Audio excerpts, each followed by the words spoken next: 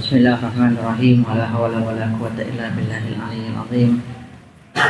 Subhanaka la ilma lana illa ma 'allamtana innaka antal alimul hakim. Alhamdulillahi wa kafa wa salatu wa salamu ala sayyidil mustafa sayyidina wa maulana wa habibina wa syafi'ina wa qurrati a'yunina Muhammad wa ala alihi wa ashabihi ahli sidqi wal wafa amma ba'du. Hadratul muhtaramin yang saya hormati, para kiai, para masyayikh, para ustadz, para guru pondok pesantren Nurul Hidayah, Nurul Huda.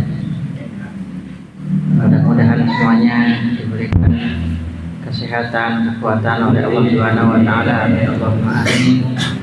Dan lupa pula kepada segenap para adik-adik santri pondok pesantren Nurul Huda, yang mudah-mudahan dengan barokah pondok pesantren ini panjenengan semua dijadikan oleh Allah Subhanahu wa taala sebagai orang-orang yang mulia dunia akhirat. Amin. Sukses dunia akhirat. Amin. Bahagia dunia akhirat. Amin. Mudah-mudahan bisa menjadi sosok-sosok yang membanggakan bagi kedua orang tua, bagi para masyayikh, para guru. Mudah-mudahan bisa membanggakan dan mendapat senyuman dari baginda Nabi Muhammad SAW. Bagi para adik-adik santri yang saya hormati, mencari ilmu itu yang paling utama, yang paling kita butuhkan di dalam mencari ilmu adalah totalitas. Totalitas adalah perjuangan, adalah kesabaran, adalah bagaimana kita memberikan semua yang kita punya, semua yang kita bisa, semua yang kita mampu untuk mencari ilmu. Oleh karena itu, satu pepatah, satu pesan dari para ulama yang masih saya ingat sampai sekarang, itu adalah al-ilmu la yu'tika ba'dah hatta tu'tiya nafsaka kullah. Ya. Al-ilmu la yu'tika ba'dah. Ilmu itu tidak akan memberikan separuhnya untuk kamu. Ilmu itu tidak akan memberikan setetesnya untuk kamu. Hatta tu'tiya nafsaka kullah. Sehingga kamu memberikan semua yang kamu bisa, semua yang kamu mampu untuk ilmu. Nah, untuk semangat mencari ilmu, untuk bisa memberikan semua yang kita punya, yang kita mampu untuk mencari ilmu, biar kita punya himmah, biar kita punya nasyat, ya, semangat dalam mencari ilmu. Itu saya ingat apa yang disampaikan oleh guru saya, Syedil Habib Umar bin Hafid hafizahullah ta'ala. Beliau menyampaikan bahwa man arafa qadrama yatlub yashul lahu ma bazal. Man arafa qadrama yatlub, barang siapa yang tahu harga dari apa yang dia cari, yashul lahu ma bazal, maka semua pengorbanannya, semua perjuangannya akan terasa mudah, akan terasa ringan. Itu contohnya sekarang banyak orang-orang yang pergi, ya, ke tempat ribuan kilo di sana. Ada yang ke Malaysia, ya, ada yang ke Singapura, ada yang ke Saudi atau negara-negara yang lain. Itu jarak seperti itu, sejauh itu mereka tempuh, mereka banting tulang, mereka banting tulang, jiwa raga mereka kerahkan semuanya. Dan itu terasa ringan bagi mereka, dan itu terasa mudah bagi mereka ketika mereka ingat bahwa ketika saya mengerjakan ini, saya akan mendapatkan uang 10 juta. Ya. Akan kalian misalkan ada orang yang kerja setiap harinya, banting tulang, kerja misalkan kuli bangunan, itu dia rela melakukan apa saja untuk mendapatkan uang 500.000, 1 juta, 1,5 juta satu bulannya. Nah, mengapa mereka mau bersusah payah? Mengapa mereka mau, ya, telah letih seperti itu? Karena mereka tahu harga apa yang akan mereka dapatkan. Mereka tahu akan ada bayaran yang akan menanti mereka di depan sana. Nah, kalian ini yang kalian cari di sini, kalau kalian tahu betapa berharganya ilmu, betapa berharganya sesuatu yang kalian cari di pondok pesantren ini, maka semua perjuangan kalian, semua usaha kalian, semua pengorbanan kalian di pondok pesantren ini akan terasa mudah. Maka kalian akan mengeluarkan semua yang kalian bisa, semua yang kalian mampu untuk mencari ilmu. Karena di dunia ini, ya, para adik-adik, tidak ada ilmu yang lebih mulia daripada ilmu baginda Nabi Muhammad Sallallahu Alaihi Wasallam. Tanpa memandang sebelah mata ilmu-ilmu yang lain, entah itu ilmu kedokteran, entah itu ilmu fisika, ilmu kimia, dan ilmu-ilmu yang lain. Para ulama sepakat bahwa ilmu yang paling mulia di dunia ini adalah ilmu agama. Adalah ilmu agama. Jadi seharusnya jika dihargai, yang paling mahal itu seharusnya adalah ilmu agama, bukan ilmu kedokteran. Ilmu kedokteran sekarang kuliah kedokteran dapat enggak 500.000? Ada. Itu satu semester. Ada yang sampai puluhan juta satu semester aja. Nah, kalian di sini mencari ilmu yang paling mulia di muka bumi ini, yang paling mulia dunia akhirat, itu paling bayar syahriah berapa? Nah, itu merupakan, makanya kalian harus bersyukur di dunia karena telah dijadikan orang-orang pilihan oleh Allah Subhanahu wa taala. Jadi Habib Umar itu sering menyampaikan satu hadis. Itu beliau sampaikan, kata bagian Nabi Muhammad sallallahu alaihi wasallam, man utiyal Qur'an wa ilmahu, barang siapa diberikan nikmat berupa Al-Qur'an wa ilmahu, dia bisa belajar Al-Qur'an, belajar ilmu-ilmu yang berkaitan dengan Al-Qur'an. Seperti kalian mengaji Al-Qur'an, mengaji ilmu-ilmu yang berkaitan dengan Al-Qur'an di sini, ilmu nahwu, ilmu syaraf, ilmu fikih. Fadhanna anna ahadan utiya khairan mimma uti. Kemudian dia menyangka bahwa ada orang lain yang punya nikmat yang lebih besar daripada nikmat yang dia dapatkan, yaitu nikmat Al-Qur'an. Nah, ada orang sudah dijadikan santri oleh Allah, diberikan nikmat menjadi santri, dia masih menganggap orang lain lebih besar nikmatnya. Oh, enak itu ya jadi orang kaya. Oh, enak itu jadi YouTubers, misalkan banyak followersnya, banyak viewersnya. Dia masih menganggap orang-orang duniawi lebih besar nikmatnya daripada nikmat Al-Quran yang dia miliki. Maka orang seperti ini, kata baginda Nabi, faqad ihtaqara ma anzalallahu ala Muhammadin sallallahu alaihi wasallam. Maka sama saja dia telah merendahkan, meremehkan apa yang telah diturunkan kepada Nabi Muhammad sallallahu alaihi wasallam.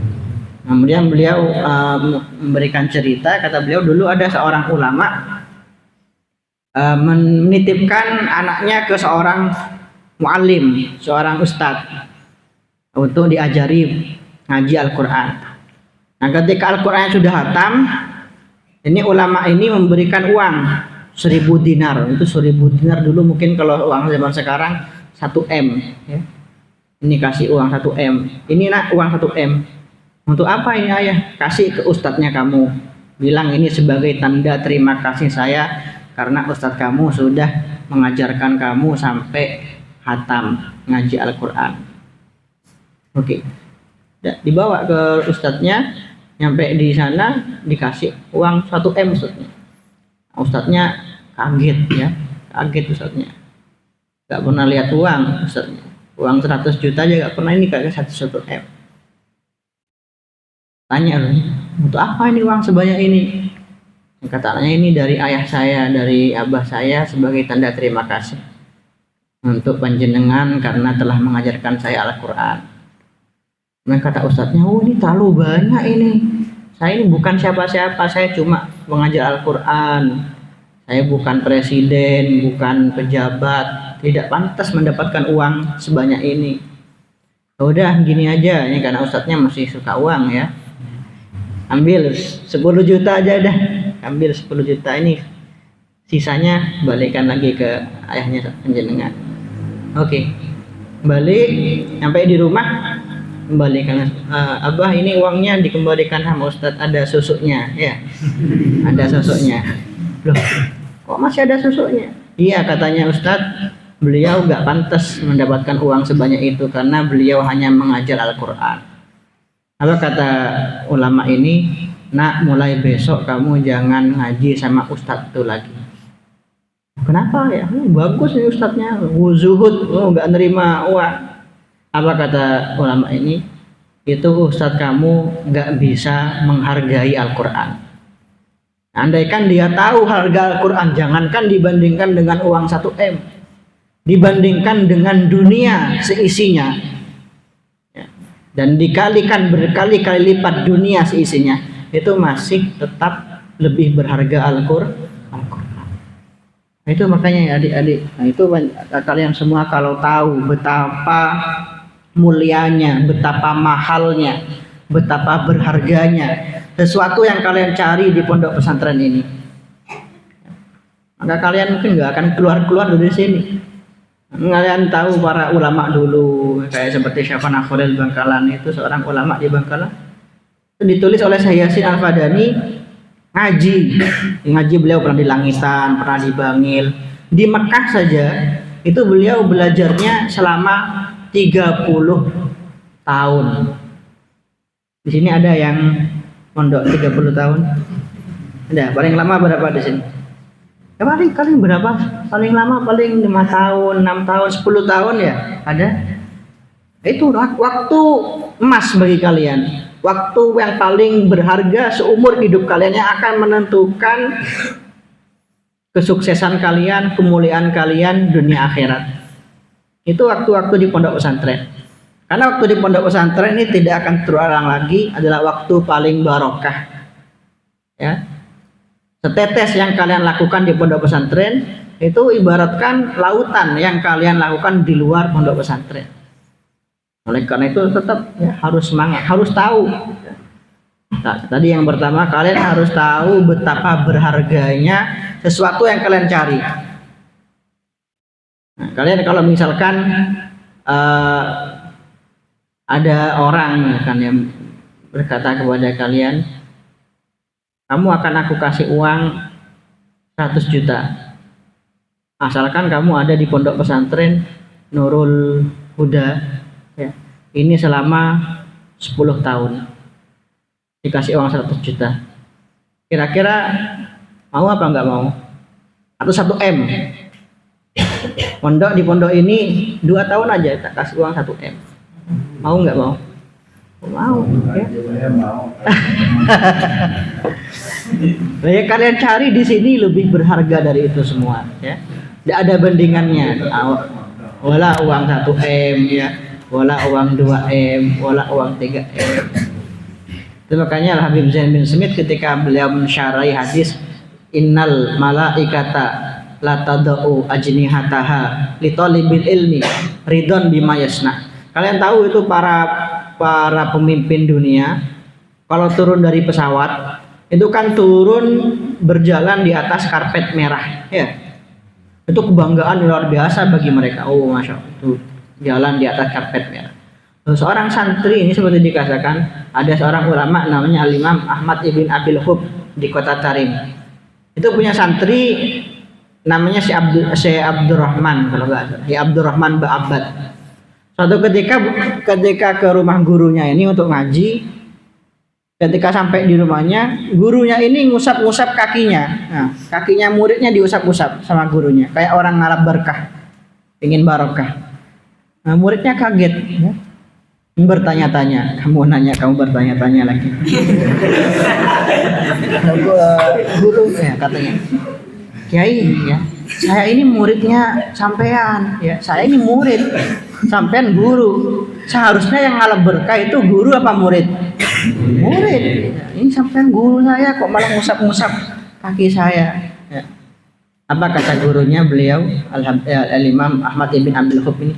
Saya ini nggak mau, ya bukannya saya ini ngalap barokah kaki kamu, bukan. Tapi ketika kamu datang ke sini, Aku melihat kamu berjalan di atas sayap-sayap malaikat.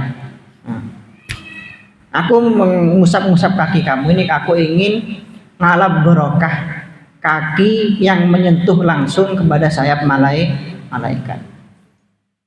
Itu makna dari hadis innal malaikata latadau ajnihataha li talibil ilmi ridon bima yasna. Kan para malaikat itu saking senangnya kepada para santri, para penuntut ilmu, itu mereka menghamparkan sayap-sayapnya untuk para pencari ilmu, untuk para penuntut ilmu. Ya. Oleh karena itu semangat, ya, tetap harus semangat, jangan males-malesan, karena waktu kalian semua di pondok pesantren ini nggak akan terulang lagi sampai kapanpun, nggak akan terulang lagi. Ini kesempatan emas bagi kalian, ya, kesempatan emas bagi kalian, dan jangan mikir nanti jadi apa, jangan. Ya, kata Syekh Maimun sering menyampaikan, beliau pernah nyampe ke waktu itu pulang dari Uzbekistan, saya masih ingat. Itu beliau pulang langsung duduk sama para santri, beliau bilang gini, ojo mikir dadi opo, sing penting sinau sing sregep. Udah, kalian para santri udah usah mikir, oh nanti jadi apa ya, oh nanti saya nikah sama siapa ya, oh nanti saya punya santri berapa, udah usah, fokus ya.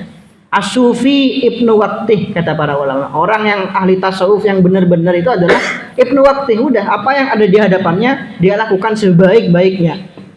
Nggak mikir masa lalu, nggak mikir nanti, nanti gini, nanti gitu, nggak. Ya fokus, yurakiz, ya. Fokus ke tujuan utamanya, mencari ilmu dan mencari ilmu.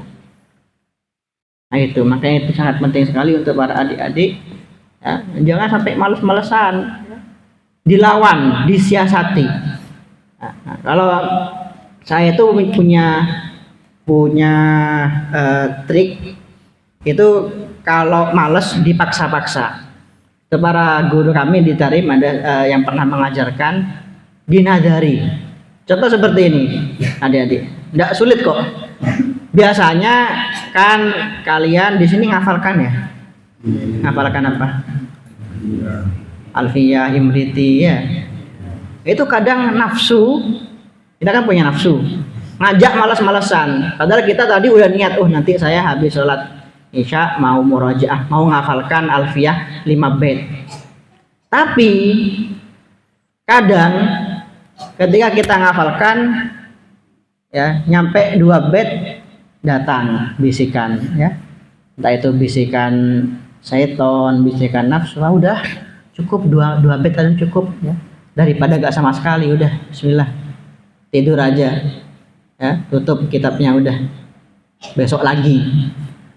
Nah itu kalau kita nggak punya tekanan, nggak menekan nafsu kita, nggak menekan godaan yang datang kepada kita. Tapi kalau kita nazari, ya, misalkan kalau kita nazari, saya habis Isya mau nazar apakah Alfiyah 5 bait, itu jadi wajib, ya, jadi wajib. Jadi kalau nafsu kita atau setan mengajak kita untuk berhenti, udahan dulu itu kita akan mikir-mikir, oh nggak bisa, ini wajib ini, ya. Kalau nggak dilakukan saya dapat dosa. Nah itu, mau nggak mau nafsu harus tunduk pada apa yang kita nazarkan. Nah kata para ulama kita juga bilang, sesuatu yang dinazari itu pahalanya menjadi 70 kali lipat. Itu makanya kalau kalian punya punya nafsu yang suka ngajak malas-malesan, ya, setan juga ngajak malas-malesan, disiasati. Salah satunya cara mensiasatinya seperti itu. Itu salah satu cara mensiasati nafsu. Allahumma shalli ala sayyidina Muhammad. Oke, terakhir tadi dia diminta kepada saya ijazah, ya, salawat. Dibaca di sini. Allahumma shalli ala sayyidina Muhammadin salatan taj'aluna biha min ahlil ilmi zahiran wa batinan. Ya, itu di pondok saya juga dibaca salawat Syekhana Khalil, itu namanya salatul ilmi, salawatul ilmi, salawat ilmu dari Syekhana Khalil. Faidahnya agar kita mendapatkan futuh, ya, ilmu kita mendapatkan futuh, dibuka segala kebaikan bagi kita, dan insya Allah dikumpulkan bersama orang-orang soleh di dunia dan akhirat. Amin. Itu saya mendapatkan ijazah dari Kiai Barizi, Itu beliau juga bercerita suatu ketika pernah ngasih salawat ini kepada santrinya, kemudian nggak diamalkan sama santrinya ini. Malam harinya santrinya ini mimpi ketemu Syekhona Khalil, diusap-usap ininya, usap-usap apanya, punggungnya ya, punggungnya diusap-usap. Kemudian Syekhona Khalil itu bilang, amalakin, sholawat jih amalakin, ya, sholawat itu diamalkan. Nah, bangun, akhirnya mulai saat itu istiqomah itu mengamalkan sholawatul ilmi. Kalau di kita ada lagunya juga, ya. Di sini dibaca ada gimana? Allahumma sholli ala sayyidina Muhammadin sholatan taj'aluna biha min ahlil ilmi zahiran wa batina min ba'dika sholihin di dunyana wa ukhana wa ala alihi wa ala alihi wa sahbihi wa sallim fi dunyana wa ukhana wa ala alihi wa ala alihi wa sahbihi wa sallim. Di kita lain lagi. Dibaca berapa kali, Bang? 3 kali. Itu dilazimi, diistiqomahi, ya. Insyaallah itu sesuai dengan maknanya, ya. Mudah-mudahan kita dijadikan orang-orang yang ahli ilmi, zahiran wa batinan.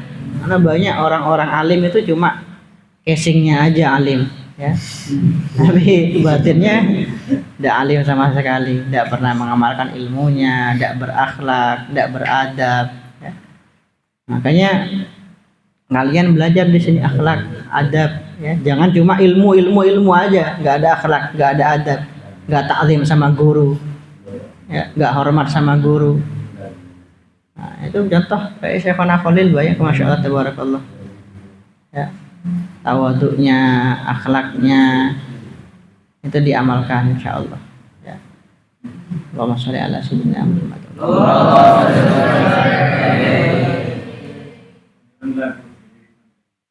Lagu lah. Nah, salawat. Lagu penggalannya gitu. Oh, di sana gini. Allahumma sholli ala sayyidina Muhammadin sholatan taj'aluna biha min ahlil ilmi zahiran wa batinan wa tahsyuruna bi ibadika salihina fi dunyana wa ukhrana wa ala alihi wa sahbihi wa sallim. Di YouTube ada, oke. Iya, di YouTube ada. Oke. Insyaallah.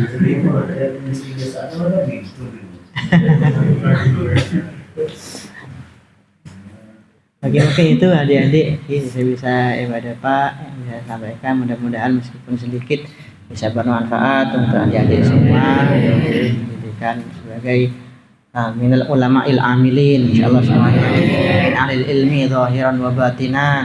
Mudah-mudahan dengan barakah para masyayikh, para guru kita, ala hadinnya sholiyah wa ila hadratin nabi al-fatihah.